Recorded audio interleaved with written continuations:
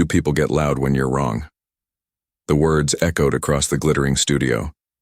Vice President J.D. Vance leaned back in his chair, smirking. The audience murmured, half laughs, half discomfort. The debate moderator froze, unsure whether to intervene. Jasmine Crockett sat still, her spine straight, her hands clasped tightly on the desk in front of her. Her brown eyes locked onto Vance's with a silence so tense it bent the air. He wasn't finished. "I mean, really," he chuckled, gesturing condescendingly. "Did you even read the bill, Congresswoman? Or were you too busy filming TikToks?" The laughter was louder this time. Even some journalists smiled uncomfortably. But Jasmine didn't blink. She reached slowly for the microphone. The camera zoomed in. Her voice was low, calm, controlled. "I read it, Senator. All 762 pages. Maybe that's why I knew Section 8 strips health care from working mothers, while your friends were busy carving out tax breaks for private jets." Gasps exploded. JD's face twitched. Jasmine leaned closer. "You didn't embarrass me. You embarrassed yourself." The room went silent. The moderator's hand trembled as he reached for the next question. But the energy had shifted, and it would only get louder. What JD didn't know was Jasmine was just getting started. The world had just watched her eviscerate a senator in 20 seconds. But in Jasmine's mind, it wasn't about politics, it was about survival. She could still hear her mother's voice, soft but urgent, back when Jasmine was only 13. "They'll call you angry when you speak truth, but baby girl, speak it anyway." Her mother, a nurse who'd raised 3 kids alone, taught her to never let shame silence her.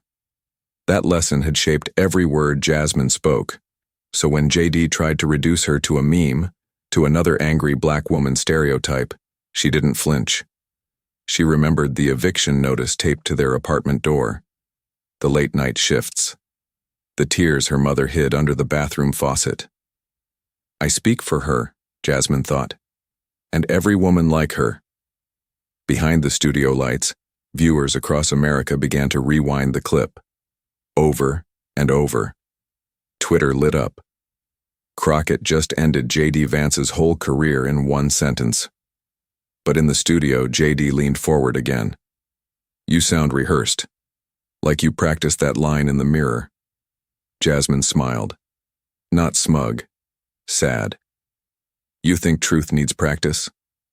The moderator gulped.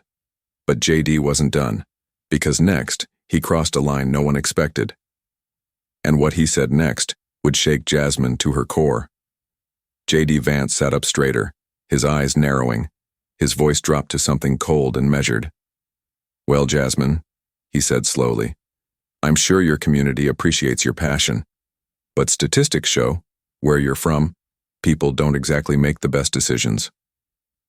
The words hung in the air like poison. A soft gasp came from the audience. One journalist lowered his camera. Even the moderator stared, mouth slightly open. Jasmine's fingers curled into fists. "Where I'm from," JD continued, undeterred. "High crime, low education, single mothers, government handouts. You're not a success story, you're an exception." The room felt like it lost its oxygen. Jasmine leaned forward. Her voice was steady, but her eyes burned. "My community doesn't need your pity. It needs your policies to stop hurting us." Then her voice cracked, not with weakness, but with power. "I come from strength, from women who worked 3 jobs, from schools with no AC, from a neighborhood that buried more boys than it graduated." She paused. "And still, I'm sitting here, while you quote numbers to hide your prejudice." JD's smirk finally disappeared. The crowd didn't clap. They didn't need to. But America was already typing. And in the next few minutes, Jasmine would say something that would shake the foundation of the debate itself. The room fell dead silent. Jasmine's fingers hovered over the mic, but she didn't speak. Not yet. J.D. Vance leaned back smugly, thinking he had won. His insult, cloaked as concern for her community, had landed. That's what he believed. But then Jasmine spoke, eyes steady. Her voice was ice. "Say that again," she said slowly. JD chuckled, unsure if she was serious. "Go ahead. Repeat it," she said again, louder. "I said, people from your kind of neighborhood often lack judgment. It's statistics." The audience gasped. A woman in the third row covered her mouth. The moderator blinked rapidly, like he was trying to wake up from a dream. Jasmine's eyes didn't move from JD's. "My kind of neighborhood? You mean the one where my brother was arrested for stealing diapers because my mom's paycheck didn't stretch till Friday?" The silence turned sharp. She turned toward the cameras. "Let me explain something to America." JD reached for his water glass, but his hands were visibly shaking. "You don't get to weaponize our struggle and call it data." And just as the moderator tried to shift topics, Jasmine stood up.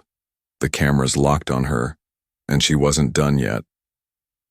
"I was 14, Jasmine began, standing tall in front of the mic, "when my brother disappeared."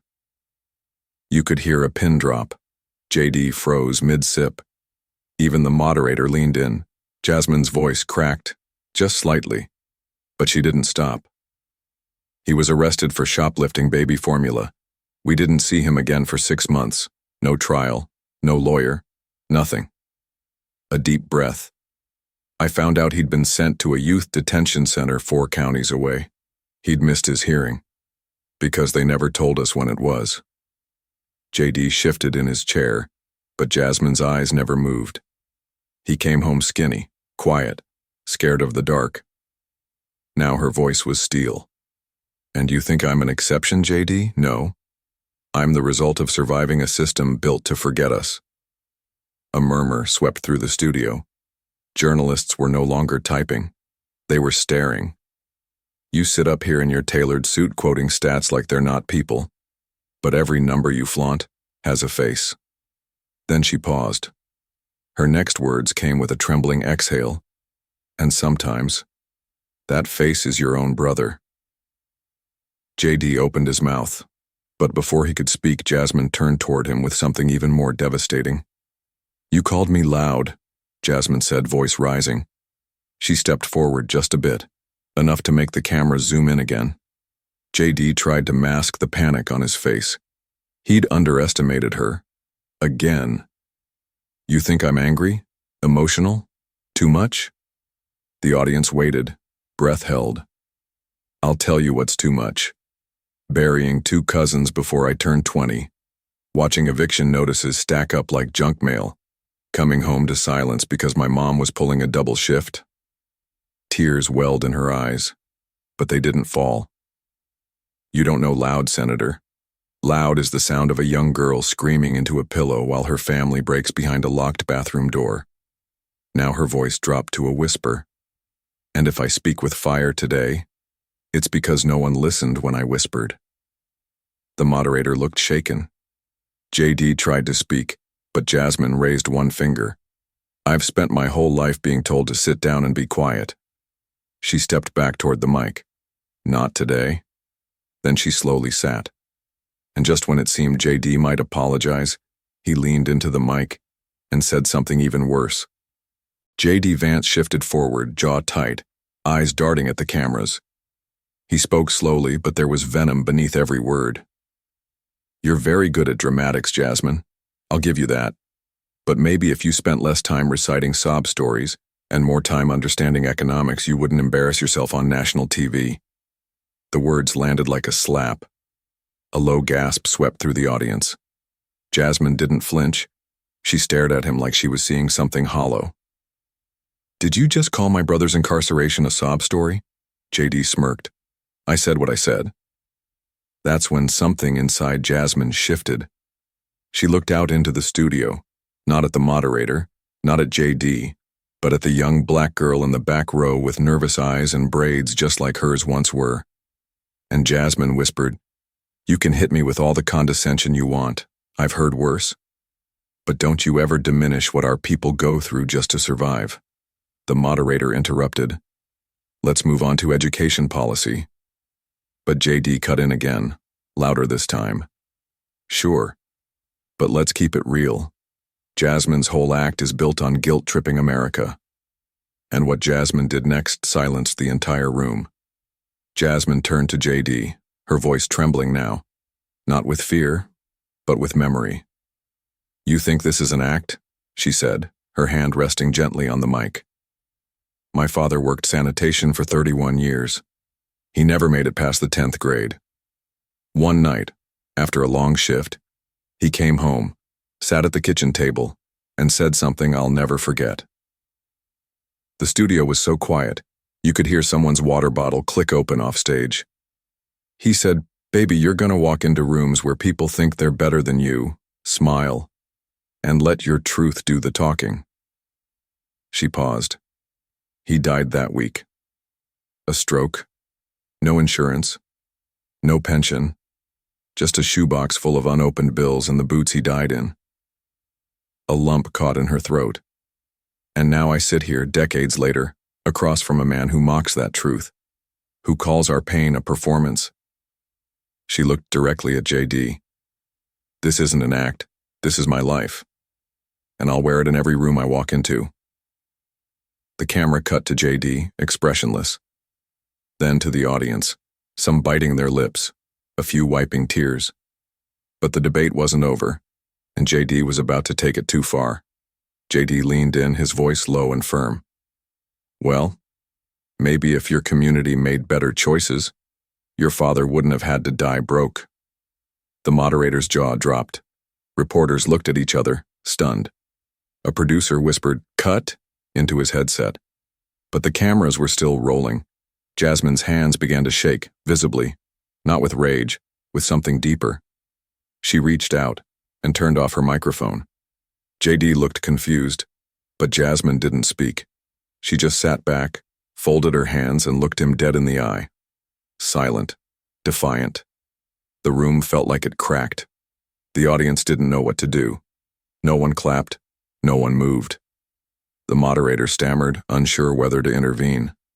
Then JD chuckled nervously. "What? Can't take the truth now?" Jasmine didn't blink. She simply mouthed something that wasn't picked up by cameras, but the girl in the back row saw it. "You're not worth my voice." A producer waved frantically off camera. The moderator panicked. We're going to a quick break." But the damage was done.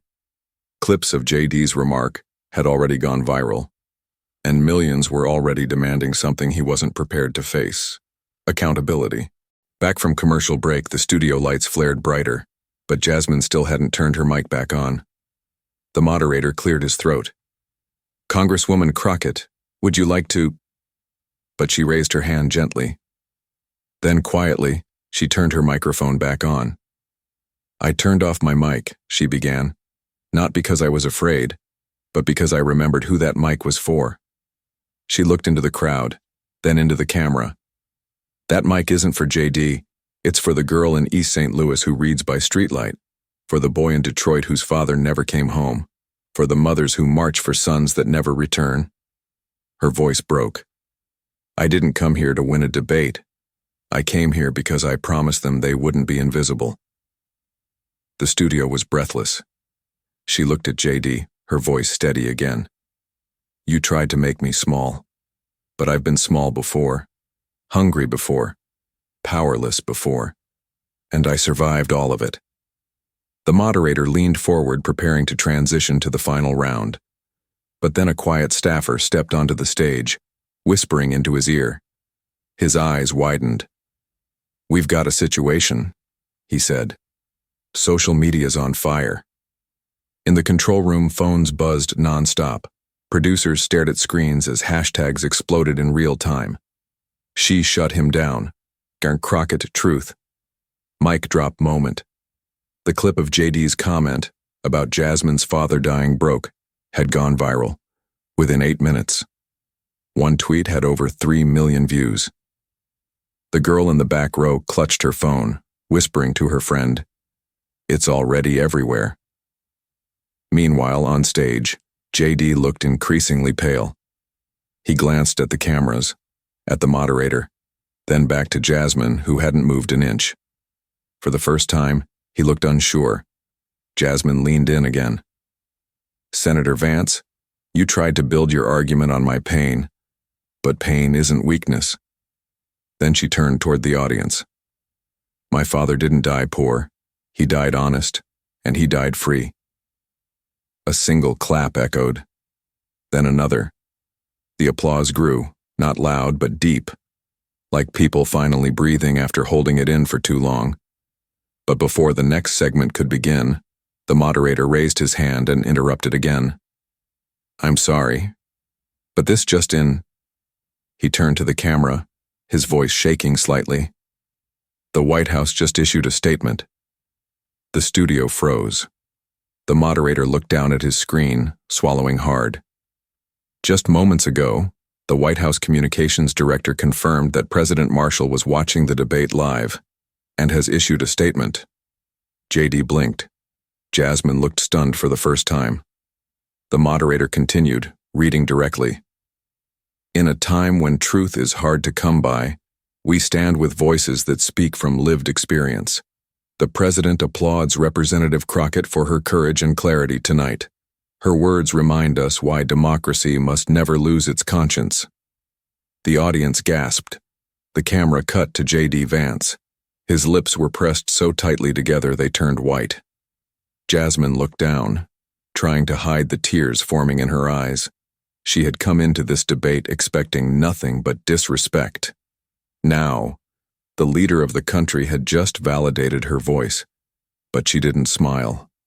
Instead, she turned to the mic one last time for the night. "Then let this moment mean something, because there are a million voices like mine, unheard." The moderator reached to close the segment, but J.D. Vance suddenly stood up. He wasn't finished, and what he said next would set off a firestorm across the nation. J.D. Vance stood, mic hot, hands clenched. He was losing the room, losing the country, and he knew it. So he snapped. "This is exactly what's wrong with our politics," he said, voice hard. "You people always play the victim." Gasps tore through the studio. Even the moderator flinched. Jasmine didn't speak. She didn't move. She just stared, not at JD, but at the camera, letting the world hear him clearly. "You twist everything into oppression," JD went on, his tone now shaking. "If someone challenges you, suddenly it's racism. Suddenly it's poverty. Suddenly it's trauma." The audience stared in stunned silence. "And now the president's taking sides?" JD barked. "All because she cried on stage? That's not courage, that's theater." One of the cameramen whispered, "Oh my God." Jasmine slowly rose from her seat. Her voice was barely above a whisper. "You don't get it. You never did." Then, for the first time, she looked directly into the camera, not for herself, but for every person watching who had ever felt invisible. "Tonight isn't about me anymore." And just before the moderator ended the debate, Jasmine made a final request. One no one saw coming. Jasmine reached into her jacket pocket and pulled out a small folded piece of paper. "I wasn't going to share this," she said, "but Senator Vance wants to talk about theater." She unfolded the page slowly. "This is a handwritten note my mother sent me the week she died. She had stage 4 cancer, couldn't afford treatment. She wrote it in pencil because she couldn't hold a pen anymore." The moderator tried to step in, but no one was listening to him now. Jasmine began to read. "Jazz, if you're reading this, I'm probably gone. But you made me proud. Every day. Don't let this world turn your fire into shame." Her voice cracked. She died alone in a county hospital bed. Because the same policies JD praises gutted our clinics. That's not theater. That's my life. She looked at JD with tear-streaked eyes. "I didn't cry for pity. I cried because I still carry her in everything I say." A tear slipped down the cheek of a woman in the audience. Even a producer behind the camera wiped his eyes. Then Jasmine folded the letter back up, and just as the moderator tried to close the night, JD said one word too many. JD stepped forward, face flushed red. "This is manipulation," he said louder than before. "You're weaponizing tragedy." The entire studio recoiled. Jasmine's head lowered, not in defeat, but in something deeper. Sadness. She took a breath so long the room seemed to wait with her. "I don't need to weaponize anything," she said softly. "The truth already cuts deep enough." JD scoffed.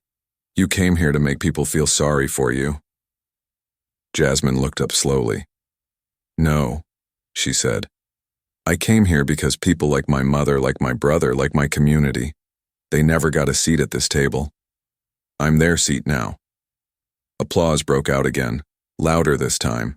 Some stood, some cried. JD tried to interrupt, but the moderator finally stepped in. "Senator Vance," he said gently, "I think we've heard enough tonight." JD turned, stunned. Then Jasmine faced the camera for one final time. "There will always be people like him, but we don't have to let them define us." She stepped back from the mic, her eyes misted but strong, and just as the cameras started to pan away, a voice in the studio called out, unexpected and powerful. "Jasmine, I'm your brother." The studio froze. Every camera turned toward the man in the second row, late 30s, slim frame, eyes full of something between hope and grief. Jasmine's mouth parted. Her voice vanished. He stood slowly. His hands trembled. "It's me," he said again. "Marcus." The name hit her like thunder. For a moment, the world fell away. The lights, the cameras, JD Vance, all disappeared. She saw only him. The last time she'd seen Marcus, he was in handcuffs. She was 17. He was 19. And then, he was gone. Tears filled her eyes as she whispered, Where have you been?" Marcus stepped forward, emotion choking his words. "Prison, half my life. I watched you rise from behind bars. I never thought I'd get the chance to see you again. And then tonight I did." Jasmine pressed a hand to her heart. Reporters dropped their pens. One cameraman wiped his cheek. Marcus raised his voice gently. "And for the record, I wasn't just watching tonight as your brother. I was watching as someone you saved without ever knowing it." Jasmine stepped down from the stage and walked straight toward the brother she thought she'd lost forever. They met in the center aisle, surrounded by silence and soft camera shutters. Marcus looked smaller than Jasmine remembered, but somehow stronger. "I saw you on that stage," he said, "and for the first time in years, I felt proud of who I used to be." She placed her hands on his shoulders, trying not to fall apart. "When I was locked up, your name kept showing up. On the news. In the papers. I'd tell the other guys, 'That's my sister,' and they'd think I was lying." He laughed through tears. "But you gave me something no court ever did. Hope. You reminded me that we're more than our worst days." Jasmine smiled, tears rolling freely now. "I thought I'd lost you, Marcus." "You didn't," he said. "You found me tonight." The audience was on their feet, not in applause but in reverence. JD Vance stood frozen on stage, a silent relic of everything Jasmine had just transcended. The moderator tried to close the segment, but the story had already closed itself, with something bigger than politics: love, family, redemption. And just as Jasmine turned back to thank the audience, a young intern rushed in, holding a phone. The intern held the phone with wide eyes. "Congresswoman, it's the president. He's on the line." Jasmine blinked. The tears on her cheeks were still wet. Her hands were still shaking from Marcus's embrace. She took the phone slowly, her voice barely audible. "Hello?" President Marshall's voice came through. "Congresswoman Crockett, the nation watched you tonight, and they saw something we don't see enough in this country anymore. Truth with heart. Grace with fire." Jasmine's breath caught in her chest. "You reminded us why public service still matters, and why we must never underestimate the strength of the unheard." She closed her eyes, a silent tear falling as Marcus stood behind her, hand on her shoulder. When this is over, I want you at the White House. There's more work to do, and I want your voice helping to lead it. Jasmine nodded, speechless. Yes, Mr. President, I'm ready. As she handed back the phone, the room thundered, not with applause but with standing silence. The moment didn't need noise. It had already echoed around the world. If this story touched your heart, please like this video. If you believe truth still matters in this world, subscribe and stay with us. And if you felt Jasmine's journey, drop a comment below. Tell us who your Jasmine is. Sometimes all it takes is one voice to flip the power dynamic. Let's keep lifting those voices, together. Comment, "We hear you, Jasmine," if you're still here.